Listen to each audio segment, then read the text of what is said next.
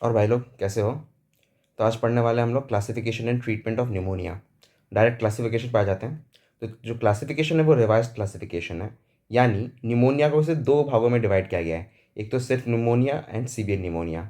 अगर किसी भी तरीके का साइन एंड सिम्टम्स नहीं है या फिर कोई डेंजर साइन नहीं है या फिर सिर्फ कफ और कोल्ड अगर हुआ तो फिर वो नो निमोनिया में पड़ जाएगा। अगर फास्ट ब्रीदिंग एंड और चेस्ट इनड्राइंग रहा तो उसको न्यूमोनिया में डाला जाएगा। अगर किसी भी तरीके का डेंजर साइन अगर रहा तो वो सीवियर न्यूमोनिया में आएगा। अभी सीवियर न्यूमोनिया में जो डेंजर साइंस है वो क्या क्या हो सकते हैं? एक तो हो सकता है परसिस्टिंग वॉमिटिंग, दूसरा हो सकता है सीवियर मैल न्यूट्रिशन, तीसरा हो सकता है कन्वल्शंस या फिर lethargy, not able to drink, stridor in calm child. ये सारी डेंजर साइंस है जिसकी वजह से हम लोग डाल सकते हैं निमोनिया को उसके सही कैटेगरी में, यानी सीवियर निमोनिया में। अब फास्ट ब्रीदिंग का एक रेफरेंस मैं दे दूं कि अगर 60 ब्रेथ्स पर मिनट या फिर उससे ज़्यादा है तो वो less than 2 months of infant के लिए एप्लीकेबल रहेगा फास्ट ब्रीदिंग। ठीक है, अगर वही 50 ब्रेथ से ज़्यादा हो तो फिर 2 मंथ से 12 मंथ्स के इन्फेंट के लिए वो एप्लीकेबल होगा। अगर 12 मंथ से 59 मंथ्स यानी 1 साल से अगर 5 साल का कोई बच्चा हो तो वो ग्रेटर देन 40 ब्रेथ्स पर मिनट पे फास्ट ब्रीदिंग एप्लीकेबल हो जाएगा। ठीक है, अब आ जाते हैं ट्रीटमेंट पे। तो हमें याद रखना पड़ेगा कि ट्रीटमेंट दो एज ग्रुप्स के लिए होता है। एक तो 2 मंथ से 5 ईयर्स तक जो चाइल्ड होते हैं उनके लिए अलग ट्रीटमेंट होता है, और लेस देन 2 मंथ्स पे जो इन्फेंट्स होते हैं उनके लिए अलग ट्रीटमेंट होता है। तो हम लोग पहले शुरू कर देते हैं 2 से 59 मंथ्स ओल्ड चिल्ड्रन के लिए ट्रीटमेंट। अगर नो न्यूमोनिया है या फिर हम ये कह सकते हैं अगर कफ एंड कोल्ड ही सिर्फ है तो यहाँ पर नो एंटीबायोटिक्स यूज़ होंगे। कोई किसी भी तरीके के एंटीबायोटिक्स की ज़रूरत नहीं, क्योंकि जनरली वो वायरल कॉजेज़ की वजह से ही हुआ होगा। तो यहाँ पर एंटीबायोटिक्स हम यूज़ नहीं करते हैं, सिंपली सिम्टोमेटिक ट्रीटमेंट करते हैं। अब आ जाते हैं निमोनिया पे। निमोनिया पे क्या आ सकते थे? हमने कहा था या तो फास्ट ब्रीदिंग या फिर चेस्ट इनड्राइंग या फिर दोनों हो सकते हैं।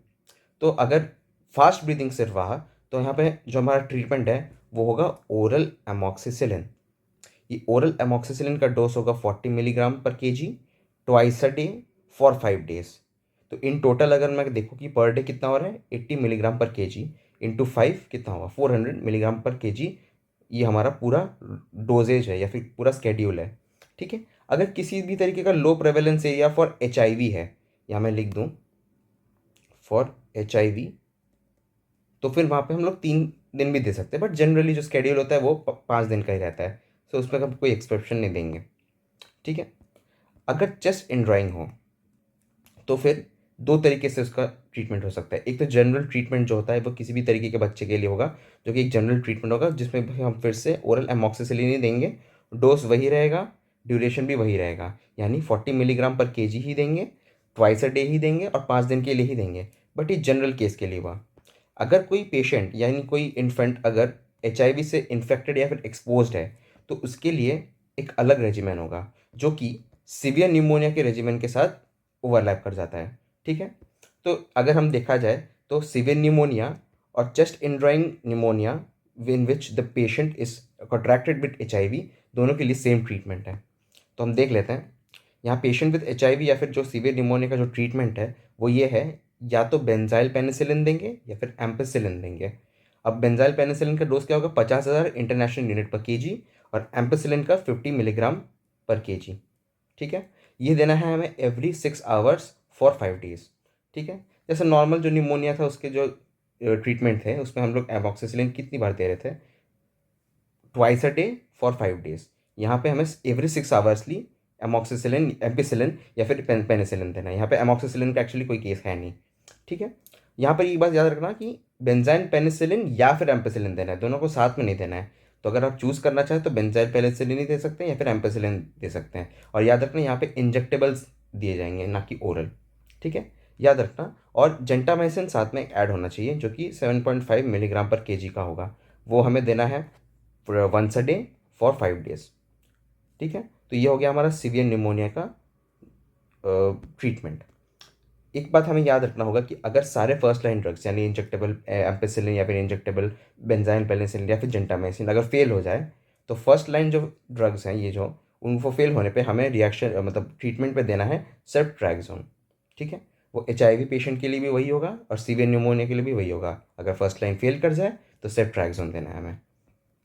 ठीक है, और एक चीज़ याद रखनी है हमें कि अगर कोई 2 मंथ से 12 मंथ्स का कोई बच्चा है और उसमें सस्पेक्टेड निमोसिस्टिस जीरोवेसी इन्फेक्शन हुआ है, ऑफ कोर्स वो HIV इन्फेक्टेड या फिर एक्सपोज पर्सन ही होगा, क्योंकि उन्हीं को ज़्यादातर जो अपॉर्चुनिस्टिक इन्फेक्शन होते हैं उसमें से जो निमोसिस्टिन जेरोवेसी सबसे प्राइम पे होता है। तो उनके लिए हमें ट्रीटमेंट देना है एम्पेरिक कॉट्रीमॉक्साजोल ट्रीटमेंट।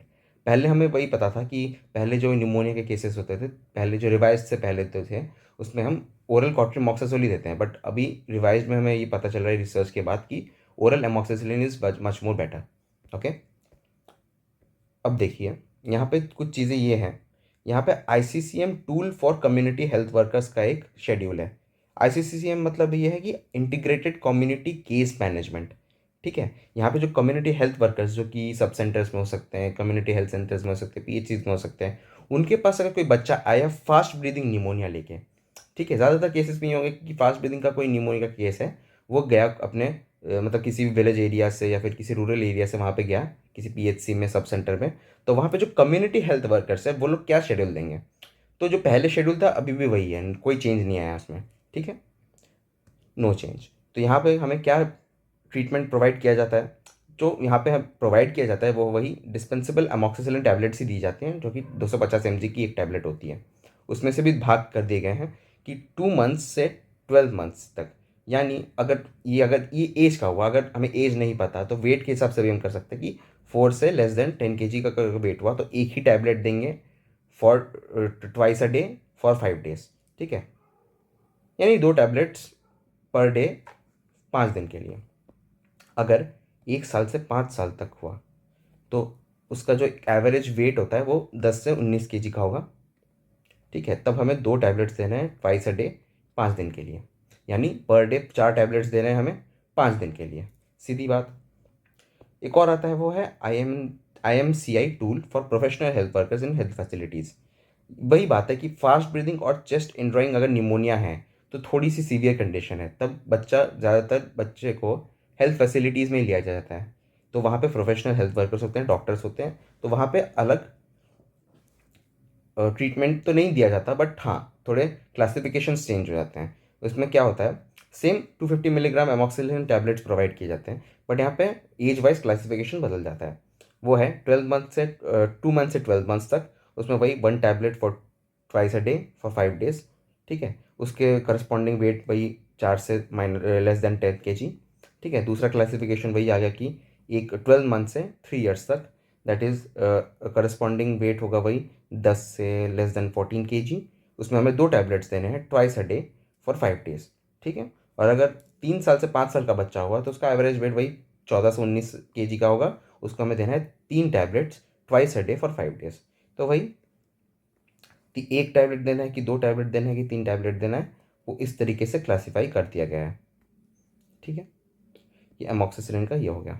ये तो हो गया अपना treatment for 2 to 59 months of children. अब ट्रीटमेंट आते हैं for less than 2 months old infants. ठीक है, यहाँ पे भी वही फर्स्ट लाइन ड्रग्स यूज़ होते हैं, that is injectable benzyl penicillin और एम्पेसिलिन प्लस जेंटामाइसिन। ठीक है, यहाँ पे क्लासिफिकेशन दिया गया है एज का, कि अगर 7 दिन से कम का बच्चा हो या 7 दिन से 2 महीने का बच्चा हो।